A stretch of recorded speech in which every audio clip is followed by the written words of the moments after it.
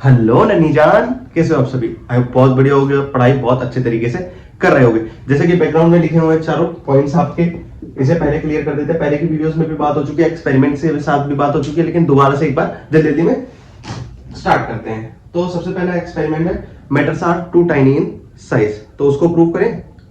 देखो ये हमने ले लिया वाटर, ठीक है। अब इसके अंदर हम डालेंगे पोटेशियम परमैंगनेट का क्रिस्टल। रुक जाओ एक मिनट, बस ऐड कर दूं। ये देखो इसमें हमने रख लिया पोटेशियम परमैंगनेट का क्रिस्टल और उसको हमने इसमें दे, आ जा भाई, ठीक है। अब देखो ये घुलना चालू हो गया, दिख रहा होगा आपको लोगों को। ये देखो ये डार्क पिंक, डार्क पर्पल कह लो या डार्क पिंक कह लो, उसका कॉन्सेप्ट है, ठीक है। तो क्या कहता है पहला concept, matter are too tiny in particle of matter too tiny in size. तो देखो इसके पार्टिकल्स बहुत ज्यादा छोटे थे, यानी इसके पार्टिकल्स बहुत ज्यादा छोटे थे और बहुत ज्यादा क्लोज थे। बट जब हमने इसको पानी में डाला, तो ये इसमें अपना कलर फेड करने लगे, यानी छोड़ने लगे, ठीक है। जिसका एक्सपेरिमेंट ये रहा। पहले भी प्रूव कर चुके हैं हम इसको, बट लेकिन दोबारा से एक बार आप लोगों के लिए प्रूव करते हैं। अब उसके बाद सेकंड वाले में हम थोड़ा सा पानी डालेंगे। अब देखना, जो कि एक्सपेरिमेंट हम पूरा कर चुके हैं, अब इसको थोड़ा सा हम इसमें ट्रांसफर करेंगे। अब देखो इसके कलर देखो और इसका कलर देखो, उससे भी ज्यादा लाइट है। अब यही चीज मैं दोबारा करूंगा और वही चीज फाइनल में रिजल्ट आएगा आपका, है ना। बट उसको बार बार ना करके आपको सीधा मैं दिखा देता हूं कैसा एक्सपेरिमेंट होगा। ये देखो सबसे ज्यादा डार्क है, उसके बाद उससे लाइट, उससे भी लाइट और उससे भी लाइट। अगर इसको बेहतर तरीके से समझना है तो भाई जाओ, डिस्क्रिप्शन में लिंक दे रखा है पुरानी वीडियोस का, ये शॉर्ट वीडियो का भी, जिसमें हमने पूरा एक्सपेरिमेंट परफॉर्म करके दिखाया। सेकंड एक्सपेरिमेंट क्या है, particle of matter have space between them. Matter के पार्टिकल के बीच में स्पेस होता है, उसको कैसे प्रूव किया था हमने। देखो ये चाइना डिश है, चाइना डिश में हमने शुगर क्रिस्टल ऐड कर रखा और इसको हमने डाल दिया पानी में, ठीक है। अब उसके बाद हम इसको स्टिक से मिलाएंगे, तो देखो जिसमें इतना जगह था, जितना इस पानी में जगह था, उतना शुगर क्रिस्टल ने ले लिया। अब उसके बाद जितने शुगर क्रिस्टल अब नीचे बचे हुए हैं, उनके लिए यहाँ पे जगह नहीं है, उनके लिए यहाँ पे जगह है ही नहीं, ठीक है। तो सेकंड पॉइंट प्रूफ होता, particle of matter have space between them. उसके बाद थर्ड जो एक्सपेरिमेंट है उसको परफॉर्म करते हैं।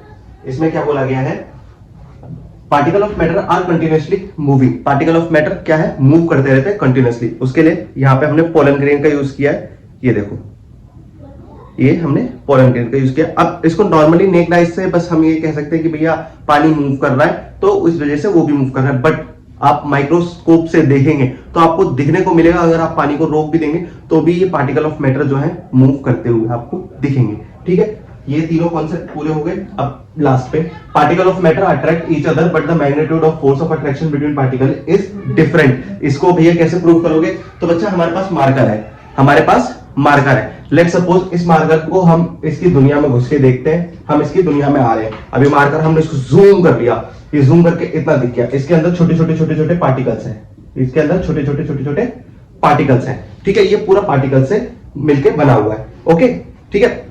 उसके बाद अब मैं इसको खींचता हूं, मैं इसको एक साइड से खींचता हूं और एक साइड से दूसरी साइड से खींचता हूं, खींचने की कोशिश करो, बहुत तेज खींचता हूं, बट ये नहीं टूटता। अगर मैं इसको खींचने की कोशिश करूं तो ये नहीं टूटेगा। ऐसा क्यों हो रहा है कि इनका जो फोर्स ऑफ अट्रैक्शन है, एक दूसरे को पकड़ने की क्षमता, यानी लेट सपोज ये ए है और ये बी है, ये दोनों, ये हमने और ज्यादा जूम कर लिया। अब इन पार्टिकल्स को भी हम बहुत ज्यादा जूम करके देख रहे हैं, तो ये ए और बी है, इन दोनों के बीच में रिलेशन है, भैया नहीं, रिलेशन की बात नहीं, कोई बात नहीं, तेरे वाले की बात नहीं हो रही, ठीक है। इन दोनों के बीच में रिलेशन आ रहा है, तो ये रिलेशन कहता है ये बंधन अटूट है, ये बंधन कहता है हम नहीं टूटेंगे, तो चाहे कुछ भी कर ले, हम नहीं टूटेंगे, हमें मिनिमम एनर्जी चाहिए जितनी तेरे पास है नहीं, हमारे बंधन को तू नहीं तोड़ सकता, तेरा टूट गया तो उसमें मैं क्या कर सकता हूं भाई, ठीक है। बात कर लेंगे, आईडी दे दी उसकी, ठीक है। उसके बाद ए कहता है बी से तू मुझे छोड़ के नहीं जाएगी, बी कहता है ए से मैं तुझे जाने नहीं दूंगी, ठीक है। ये होता है। अब चारों पॉइंट आपके क्लियर हो गए तो आज की क्लास स्टार्ट करते हैं अपने नए कॉन्सेप्ट यानी आगे के interconversion of state of matter के लिए। तो चलिए स्टार्ट करते हैं। तो मेरी नन्ही जान, तो आज की क्लास में इस सभा में होने वाले physical classification of matter, properties of state of matter, diffusion, temperature scale और interconversion of state of matter, जिसमें कि हमारी क्लास का फर्स्ट एंड फाइनल रूल, पहले मोटा मोटा फिर छोटा छोटा। ठीक है, तो भैया फिजिकल क्लासिफिकेशन क्या है? तो मेरे बच्चे तो क्लास 8 7 में भी पढ़ के आएगा, सॉलिड, लिक्विड, गैस। हाँ भैया ये सब पढ़ के आया हूँ, छोटी छोटी क्लासेस में ये सब पढ़ के आया हूँ।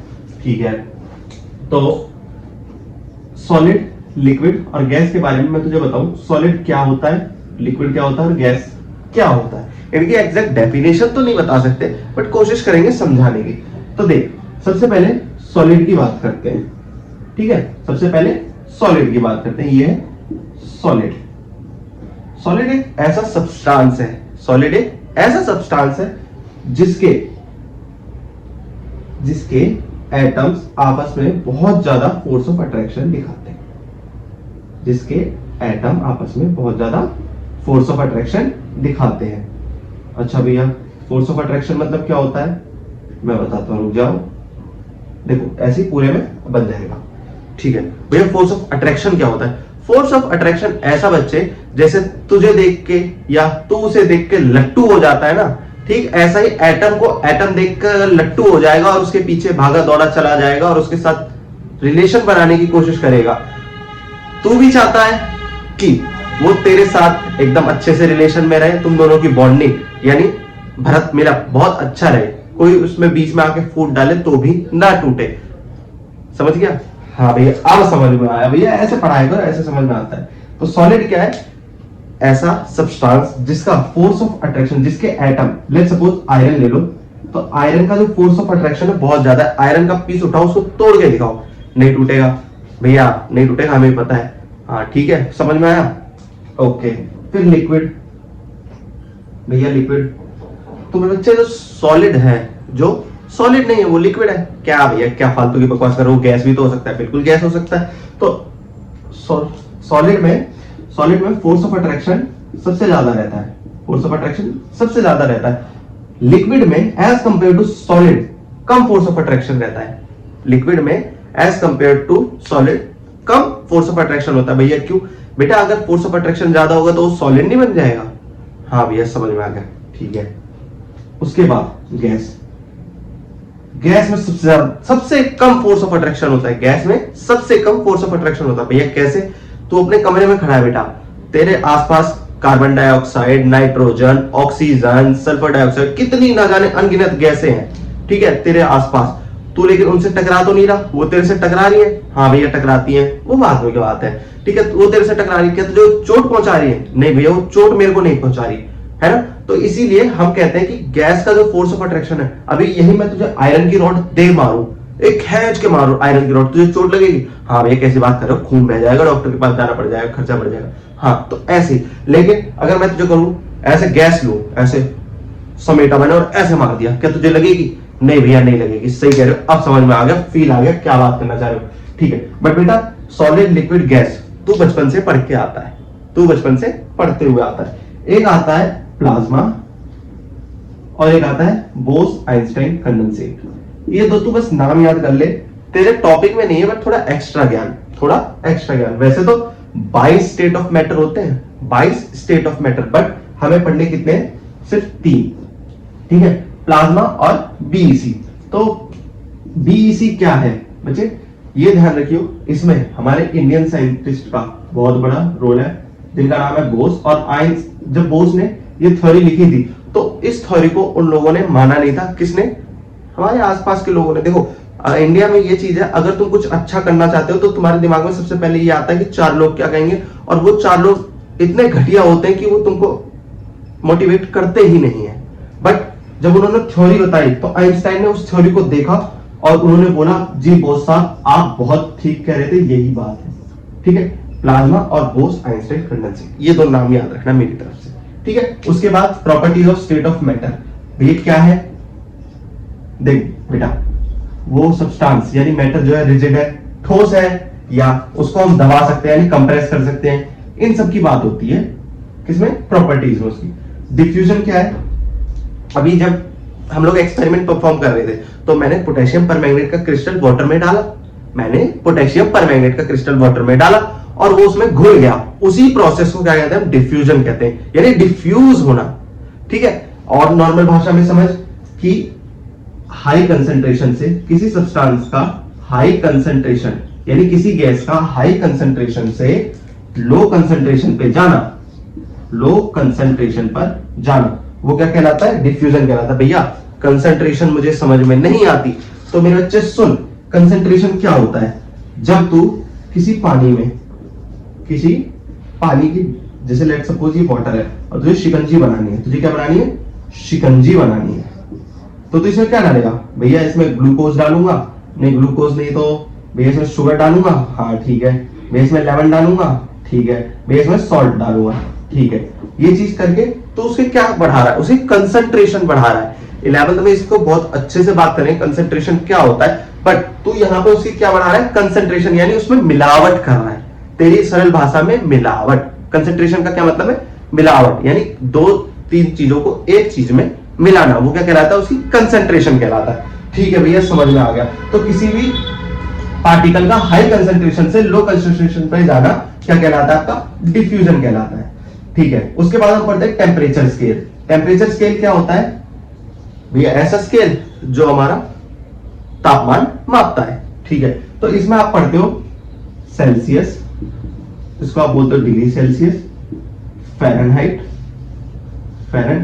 जिसको बोलते हो आप डिग्री फ़ारेनहाइट, और तीसरा केल्विन।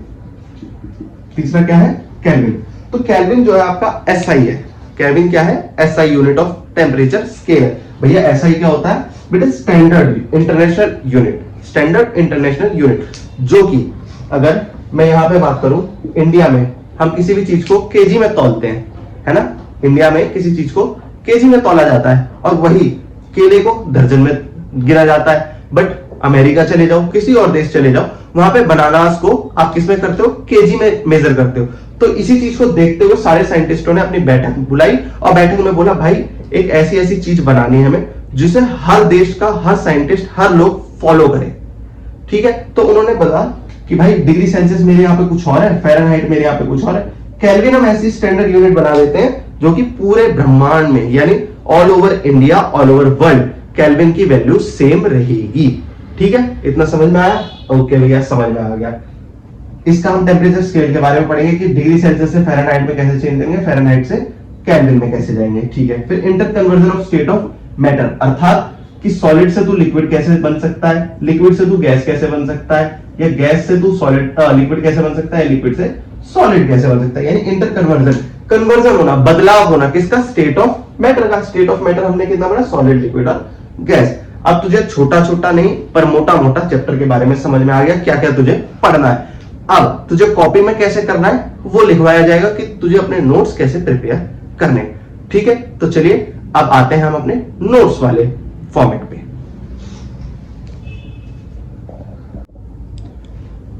तो मेरे प्यारे बच्चों, सबसे पहले इसका लो स्क्रीनशॉट, इसको कॉपी में एज इट इज करना है, जैसे पहले समझाया था वो भी उतारना है, उसके बाद ये। ठीक है, तो चलिए अब मोटा मोटा बात करते हैं। स्क्रीनशॉट ले लिया होगा आयो, फिजिकल क्लासिफिकेशन ऑफ मैटर की। ठीक है, जिसमें कि सॉलिड, लिक्विड, गैस, प्लाज्मा और बोस-आइंस्टीन कंडेंसेट। बोस-आइंस्टीन कंडेंसेट आपने मूवीज में देखा होगा ना, वो जो आसमान में हरा कलर का सीन हो जाता है, लाइटनिंग सी अलग सी हो जाती है, अरोरा जिसको बोलते हैं, वही है बोस-आइंस्टीन कंडेंसेट। ठीक है, तो यहां देखो इसका फोर्स ऑफ अट्रैक्शन एक दूसरे के प्रति कितना है। यहां इसका फोर्स ऑफ अट्रैक्शन किसका, एटम्स का या पार्टिकल्स का कह लो। ठीक है, उसके बाद यहां पे देख लो कितना, यहां पे जीरो फोर्स ऑफ अट्रैक्शन होता है, यानी गैसेस में जीरो फोर्स ऑफ अट्रैक्शन होता है आपका। ये पॉइंट याद रखना, गैसेस में जीरो फोर्स ऑफ अट्रैक्शन होता है। ठीक है, ये क्वेश्चन देखो, फोर्स ऑफ अट्रैक्शन का क्या है, ए बी सी, ए और बी और सी में से आपको बताना है फोर्स ऑफ अट्रैक्शन किसका ज्यादा है, यानी ऑर्डर किसका क्या है, फोर्स ऑफ अट्रैक्शन का क्या ऑर्डर है। तो फोर्स ऑफ अट्रैक्शन ए में ज्यादा है, यानी सॉलिड में, एक मार्कर में ज्यादा होगी कि एक पानी में ज्यादा फोर्स ऑफ अट्रैक्शन होगी। पानी को आप ऐसा छप्प से मारो, इधर उधर तितर बितर हो जाएगा, बट इसको मारोगे वहीं का वहीं रह जाएगा, आपके हाथ में और लग जाएगी। और गैस को तो यहाँ हाथ डुला रहा हूं मैं, कहीं भी भग जा रही है गैस के पार्टिकल्स। समझ में आया? ठीक है भैया, क्लियर। डिस्टेंस बिटवीन पार्टिकल्स, भैया ये वाला थोड़ा सा समझा दो। डिस्टेंस बिटवीन पार्टिकल्स देख लो, इसके पार्टिकल्स के बीच में डिस्टेंस, ये सॉलिड है बिल्कुल, इसके बीच में आपको कुछ भी दिखाई नहीं देगा। अगर मैं इसको यहाँ पे ऐसे रख दूं, आपको मेरा फेस नहीं दिखाई दे रहा होगा। यही अगर मैं लिक्विड के पार्टिकल्स रख दूं तो आपका मेरा फेस धुंधला धुंधला दिखेगा। बट अगर गैस के पार्टिकल्स तो हमारे बीच में है, आपके आसपास भी है, मेरे आसपास भी है, बट मैं आपको स्टिल विजिबल दिख रहा हूं। यही है क्या? Distance between particles. यानी गैस के पार्टिकल्स में सबसे ज्यादा डिस्टेंस, तो मैं आपको विजिबल हो रहा हूं, बट लिक्विड में थोड़ा सा ब्लर हो जाऊंगा और सॉलिड में बिल्कुल भी नहीं दिखूंगा। ठीक है। उसके बाद properties of state of matter, इसमें देखो सारी प्रॉपर्टीज लिखी है, shape and volume, compressibility, rigidity, hardness, fluidity, density, और लास्ट में काइनेटिक एनर्जी। एनर्जी नहीं दिख रहा होगा, बट वो काइनेटिक एनर्जी है जो कि यहाँ पे दर्शा दिया गया है। ठीक है। उसके बाद ये आपको चार्ट बनाना है अपनी कॉपी में, और इसको याद रखना है कौन सा क्या हो सकता है। फिर सबसे पहला पॉइंट शेप एंड वॉल्यूम के बारे में यहाँ पे लिख रखा है, gas takes the shape and volume of container in which it is kept. आपको मैंने पहले भी समझा रखा है, या मैंने जो एक्सपेरिमेंट दिखाया था बैलून वाला, उसमें भी मैंने बताया था गैस वॉल्यूम और उसकी शेप ऑक्यूपाई कर लेता है। अर्थात क्या, अगर मैं कोई बैलून फुलाता हूं, उसको मैं जो शेप देना चाहूं वो दे सकता हूं। ठीक है। वो उसकी शेप ले लेगा। कैसे भैया बता दो? ठीक है, मैं बता देता हूं, जो अगर मेरे पास होगा तो।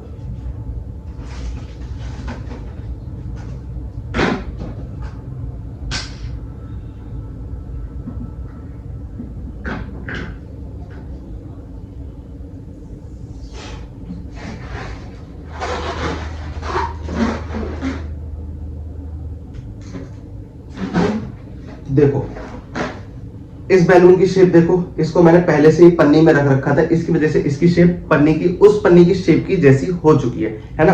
और ऐसी अगर आप कोई नया बैलून लेकर आओगे तो उसकी जो शेप होगी वो अलग तरीके की होगी। ठीक है। अब समझ में आया होगा, आई होप कि आपको मैं क्या बताना चाह रहा हूँ, कि जो गैस है वो किसी का भी वॉल्यूम और शेप ले सकता है। ठीक है भैया, समझ में आ गया।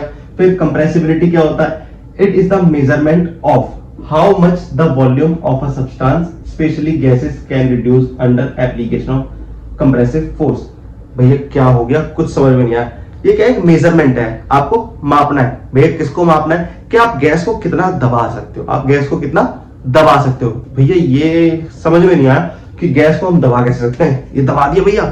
नहीं, यहाँ पे बात नहीं हो रही, ये बात हो रही है, आपने अभी cold drink P, cold drink पिया है कभी? हाँ भैया, वो तो हम डेली पी लेते हैं, गर्मी का टाइम वैसे भी है। हाँ, तो कोल्ड ड्रिंक को जब तुम थोड़ा सा खोलते हो तो उसमें से गैस की सी आवाज आती है ना, सी आवाज आती है भैया। हाँ आती है। वो क्या होता है? कार्बन डाइऑक्साइड होता है बच्चों। अच्छा भैया, कार्बन डाइऑक्साइड होता है? हाँ, कार्बन डाइऑक्साइड को हम इतना कंप्रेस करते हैं कि उस लिक्विड में हम उस कार्बन डाइऑक्साइड को डिसॉल्व करते हैं, है ना। समझ में आया? हाँ भैया समझ में। क्लास 12 में इसमें अच्छे से डिटेल्स में बात करेंगे। ठीक है। हाँ ये समझ में आ गया। फिर रिजिडिटी क्या होता है? The ability of a substance to maintain its shape without deforming on application of force. भैया क्या कह गया, समझ में नहीं आया। ये सब्सटेंस की अपनी क्षमता है, ये सब्सटेंस की अपनी क्षमता है कि वो अपने शेप को जल्दी ना बिगड़ने दे। अब देखो किसी भी चीज पे ज्यादा, उसकी जोर से ज्यादा शक्ति लगाओगे तो डैमेज होनी है, बट वो भी अपनी डैमेज होने से पहले अपना पूरी ताकत लगा देगी, अपना पूरा जोर लगा देगी कि वो डैमेज ना हो। तो वही है क्या? रिजिडिटी। फिर हार्डनेस क्या है भैया? The resistance offered by a substance against cutting. यानी अगर मैं इसको काटने की कोशिश करूंगा तो ये भी अपनी तरफ से इतनी ताकत लगाएगी कि मुझे ना काटे, बट फिर भी मैं ढीठ हूं, मैं इसको काटूंगा। पर मैं क्यों काटूंगा? तो मेरा मार कर बच्चे को पढ़ाऊंगा किससे? ठीक है, नुकसान हो जाएगा। फिर फ्लूइडिटी क्या है? The tendency or ability of any substance to flow. एक सब्सटेंस की एबिलिटी है कि वो कैसे कैसे कैसे कैसे फ्लो हो सकता है। हाँ, हनी सिंह वाला डांस, आज ब्लू है पानी पानी। फिर डेंसिटी, डेंसिटी क्या होता है? ये तुम्हारे लिए मे भी नया टर्म हो। डेंसिटी को हम रिप्रेजेंट करते हैं इससे, ये क्या है? पी लग रहा है, बट पी की डंडी को थोड़ा सा मोड़ दिया, इसको बोलते हैं रो। RHO बोल दो, ROW बोल दो, रो बोलते हैं बस। ठीक है, तुम्हें नहीं रो ना। हाँ, तो क्या ये डेंसिटी बराबर मास बाय वॉल्यूम का रेशियो। डेंसिटी क्या होती है? मास बाय वॉल्यूम का रेशो होती है। बस इतना याद रख लो। मैथ्स में तुम्हें रेशो का मतलब पता होगा क्या होगा, बट यहां पे ये समझो कि अगर मैं मास बढ़ाता हूं तो डेंसिटी बढ़ती है। अगर मैं मास बढ़ाता हूं तो डेंसिटी बढ़ती है, अगर मैं मास घटाता हूं तो डेंसिटी घटती है। ये समझ में आया? हाँ भैया, बढ़ता है तो ये भी बढ़ता है, वो घटता है तो ये भी घटता है, ऊपर ऊपर वाले की बात। बट अगर नीचे, अगर मैं वॉल्यूम की बात करूं, अगर मैं इसको बढ़ाता हूं तो ये घट जाता है। अच्छा भी ऐसा है? हाँ। और अगर मैं इसको घटाता हूं तो ये बढ़ जाता है। ये दोनों उल्टे काम करते हैं। देखो दिखने में भी लग रहा है ये दोनों आपस में उल्टे हैं, ये दोनों आमने सामने हैं। ठीक है, ये बंदा बंदी जो काम ये करेगी वो काम ये करेगा, बट ये लड़का और ये उसका भाई जो ये काम करेगा वो ये काम करने को मना कर देगा। दो भाई में आपस में नहीं बन रही। ठीक है, बट यही चीज उसके साथ बन रही है, समझ सकते हो आप लोग। ठीक है, फिर उसके बाद काइनेटिक एनर्जी। काइनेटिक एनर्जी क्या है? The energy associated with motion of particles. ये वो एनर्जी है जो कि मोशन ऑफ पार्टिकल्स के साथ आती है। फिजिक्स में आपको मैं अच्छे से बताऊंगा काइनेटिक एनर्जी क्या है, बट अभी के लिए इतना समझो केमिस्ट्री में कि अगर मैं इस पार्टिकल्स को ऐसे करता हूं, इस पार्टिकल को ऐसे गायब करता हूं, इसको धीरे धीरे ले गया, तो इसकी काइनेटिक एनर्जी ज्यादा है, यानी वक्त के साथ साथ मैं इसको तेज कर रहा हूं तो ये इसकी काइनेटिक एनर्जी बढ़ रही है। ठीक है, इतना समझ में आ गया। अब मूव करते हैं अपने नेक्स्ट टॉपिक डिफ्यूजन पे और टेम्परेचर स्केल पे। आई होप इतना सबको समझ में आया होगा। शॉट लो लिया। तो देखो डिफ्यूजन क्या है? The intermixing of two or more than two substance due to motion of their particle in order to get uniform composition. सबसे पहले यूनिफॉर्म कंपोजिशन। यूनिफॉर्म कंपोजिशन क्या होता है? एक जैसा दिखना। एक जैसा दिखना नहीं समझ में आया भैया? जैसा अभी थोड़ी देर पहले, अगर स्क्रीन पे देखो वीडियो दिख रही होगी, थोड़ी देर पहले मैंने तुमको दिखाया था कि कैसे मैंने पोटेशियम क्रिस्टल डाला पानी में और वो घुलना चालू हो गया, है ना? तो मैंने क्या कितना सब्सटेंस डाला? पानी था और उसमें पोटेशियम परमैंगनेट का क्रिस्टल डाला। अब तुम्हें देखो धीरे धीरे धीरे धीरे धीरे धीरे वो पूरा पिंक हो गया, है ना? वो क्या हो गया? पिंक हो गया। अब वहां पे ऐसा तो है नहीं कहीं व्हाइट दिख रहा है कहीं पिंक दिख रहा है, ऐसा तो नहीं है। नहीं भी ऐसा नहीं है। तो वो क्या कहला है? आपका यूनिफॉर्म कंपोजिशन, यानी एक जैसा दिखना। एक जैसा दिखना क्या कहलाता है? यूनिफॉर्म। ठीक है, यूनिफॉर्म कंपोजिशन। ओके भैया, तो इसका क्या मतलब भैया? Due to motion of their particles. अब देखो matter of particle are too tiny in size, ये पढ़ लिया था। फिर उसके बाद दूसरा पढ़ा था हमने, फिर तीसरा भी पढ़ा था कि पोलन ग्रेन जो थे वो कंटिन्यूअसली मूव करते रहते हैं, तो ऐसी इनका भी मूवमेंट होता रहता है, इसीलिए तो वो डिफ्यूज किया उसके अंदर, और उसी प्रोसेस को क्या कहते हैं? डिफ्यूजन कहते हैं। आई होप इतना समझ में आया होगा। अब इसका एक एग्जांपल ले लो। आप अगरबत्ती जलाते हो अपने घर में? हाँ भैया जलाते हैं। तो जहां अगरबत्ती जलती है वहीं वहीं महक रहती है, पूरे घर में पहुंच जाती है? हाँ भैया पूरे घर में पहुंच जाती है। तो उसी का एग्जांपल क्या है? डिफ्यूजन। हमने डाला एक जगह, जो पोटेशियम परमैंगनेट का क्रिस्टल था हमने सिर्फ ऊपर ही डाला, ऐसा तो है नहीं कि मैं नीचे तक जाके उसको मिला के आया। नहीं भैया आपने ऐसा नहीं किया, हमारे सामने बात है। तो ऊपर डाला और वो पूरे में मिल गया, है ना? यानी जहां पे मैंने डाला हाई कंसेंट्रेशन थी और पूरे में मिलना, यानी नीचे लो कंसेंट्रेशन थी तो पूरे में मिल गया। ठीक इसी तरीके से आप कोई परफ्यूम लगाते हो, है ना? स्प्रे एक साइड करते हो बट दूर तक स्मेल जाती है क्योंकि वो डिफ्यूज हो रहा है ना? हवा के साथ, हवा के पार्टिकल्स जो गैस के पार्टिकल्स है उनके साथ मिक्स हो रहा है। ठीक है, तो हाई कंसेंट्रेशन से वो लो कंसेंट्रेशन की ओर जा रहा है। तो हाई कंसेंट्रेशन से लो कंसेंट्रेशन। आई मम्मी खाना बना रही कुछ अच्छा अच्छा, किचन तुम्हारा दूर है, तुम बैठ के मेरी क्लास ले रहे हो और वहां से महक आई, मम्मी क्या बना रहे हो, बढ़िया महक आ रही है। तो वो वहां से आपके नोज तक पहुंचा, क्यों? क्योंकि वहां हाई कंसेंट्रेशन थी और आपके पास लो कंसेंट्रेशन थी। ठीक है, अब कैसे हुआ? जैसे मान लो एयर के पार्टिकल्स हैं, वैसे तो बहुत दूर दूर रहते हैं बट हमने पास पास मान लिया। अब यहाँ पे ये हीट की वजह से इसने अपने पार्टिकल्स रिलीज किए, तो ये पार्टिकल्स आपस में जाके टकराए टकराए टकराए। इसने इसको बोला जाके उसकी नाक में महक ट्रांसफर कर, जा जा जा जा जल्दी जा, उसको महक आनी चाहिए कि आज मम्मी ये खाना बना रही हैं। अच्छा जी, ये बात है भैया? हाँ ये बात है, ये समझाने वाली बात है। फिर उसके बाद हम पढ़ते हैं ये डिफ्यूजन में पार्टिकल हाई कंसेंट्रेशन से लो कंसेंट्रेशन की ओर जाएंगे। ये बात मैंने आपको पहले भी बता दी थी जब मोटी मोटी बात कर रहे थे। उसके बाद भी टेम्परेचर स्केल, यानी तापमान मापने का कोई ऐसा यंत्र। ठीक है, तो हम डिग्री सेल्सियस में बात करते हैं, फ़ारेनहाइट में बात करते हैं, केल्विन में बात करते हैं। केल्विन का बता दिया, एसआई यूनिट ऑफ टेम्परेचर है, जिसमें आप जो केल्विन में है आप 0 केल्विन नहीं ला सकते। ये प्रैक्टिकली अभी तक पॉसिबल नहीं हुआ। आगे आप साइंटिस्ट बनेंगे, आप इंजीनियर्स बनेंगे तो आप कर सकते हैं। अभी तक तो ऐसा पॉसिबल नहीं है कि आप 0 केल्विन का टेम्परेचर ला दो, ये नॉट पॉसिबल, अभी तक नहीं हुआ। आगे भगवान जाने होगा कि नहीं होगा। ठीक है भैया, और देखो सबसे बड़ी दिक्कत करते हैं बच्चा जो डिग्री सेल्सियस लिखता है ना, वो 25 डिग्री सेल्सियस ऐसे लिख देता है, ये गलत है। सेल्सियस को लिखने का सही तरीका ये है 25, बीच में थोड़ा सा स्पेस, फिर डिग्री सेल्सियस। ठीक ऐसे ही फ़ारेनहाइट का भी। तो आप थ्योरी में कुछ भी लिख सकते हो कि -215 केल्विन हो गया, -25 डिग्री सेल्सियस हो गया, कुछ भी लिख सकते हो। केल्विन को माइनस में भी लिख सकते हो आप, केल्विन को 0 भी लिख सकते हो, बट प्रैक्टिकली ये पॉसिबल नहीं है। ये बात मेरी नोट कर लेना, प्रैक्टिकली 0 केल्विन पॉसिबल अभी तक नहीं है। ठीक है, हाँ भैया समझ में आ गया। अब ये कन्वर्जन देख लो कि आपको किसको क्या कैसे कन्वर्ट करना है। ठीक है, डिग्री फ़ारेनहाइट में अगर कोई वैल्यू दे रखी है तो उसको डिग्री सेल्सियस में चेंज करना है, तो पहले 32 को इधर लेकर आओ, माइनस करो, फिर 9/5 को लेकर आओ। ठीक है, ये छोटी मोटी बेसिक मैथ्स है जो कि आपको आती होगी। नहीं आती तो नेक्स्ट लेक्चर में जब हम और टॉपिक्स जो आपके बच गए हैं उसको कराएंगे, तब इसमें थोड़े बहुत क्वेश्चंस ले लेंगे। ठीक है, और केल्विन का भी दे रखा है। जो रियल वैल्यू है, अगर आपके टीचर अच्छे होंगे तो आपको बताएंगे कि जो रियल वैल्यू है इसकी 273 केल्विन की, वो है 273.15 केल्विन। ठीक है, ये रियल वैल्यू, ये 0.15 हम मेजर मतलब न्यूमेरिकल में हम हटा देते हैं क्योंकि आप छोटी क्लासेस में हो। ठीक है, जब हम केमिस्ट्री लैब्स में बैठे होते हैं तो छोटी छोटी चीजों को हम मिस नहीं करते। ठीक है, छोटी छोटी चीज बाद में बहुत बड़ा नुकसान देती है। ठीक है भैया, समझ में आ गया। उसके बाद भी है interconversion of state of matter, यानी स्टेट ऑफ मैटर का चेंज करना। ठीक है, तो सॉलिड से आप लिक्विड बना सकते हो, लिक्विड से आप गैस बना सकते हो। कैसे भैया? अभी मैं इसको हीट करूं तो ये गलना चालू हो जाएगा, ये गल जाएगा। ठीक है, और वही अगर मैं लिक्विड को हीट करूं तो आपने देखा होगा, दूध आप बॉईल करते हो या फिर वाटर बॉईल करते हो तो थोड़ा बहुत पार्टिकल्स जो वाटर है वो कम हो जाता है, वो कहा गया भाप यानी स्टीम के रूप में चला गया। ठीक है भैया, समझ में आ गया। ऐसी गैस को जमा के हम लिक्विड बना सकते हैं और लिक्विड को जमा के सॉलिड बना सकते हैं। ठीक है भैया, समझ में आ गया।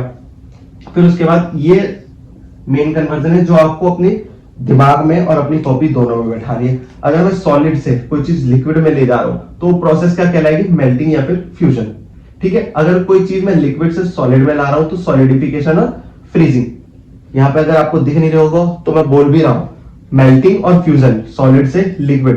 ठीक है, लिक्विड से सॉलिड जा रहा है तो सॉलिडिफिकेशन और फ्रीजिंग।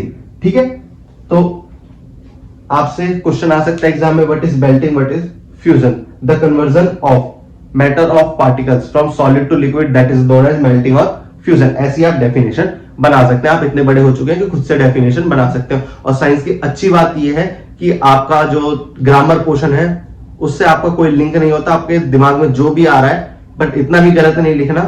थोड़ी बहुत इंग्लिश अगर गलत होती है तो साइंस का टीचर इतना इग्नोर मार देता है कि उस बच्चे को कॉन्सेप्ट पता है, लिखना नहीं आ रहा, वो बात की बात है। ठीक है, तो ये चीजें हैं आपकी। इसमें वेपराइजेशन में 2 पार्ट है, एवापोरेशन और बॉइलिंग, ये पूरा कॉन्सेप्ट है जो कि नेक्स्ट लेक्चर में बात करेंगे। आई होप इस क्लास में या इस लेक्चर में जितना मैंने आपको पढ़ाया उतना समझ में आया होगा। तो मिलते हैं नेक्स्ट वीडियो में, तब तक के लिए गुड बाय।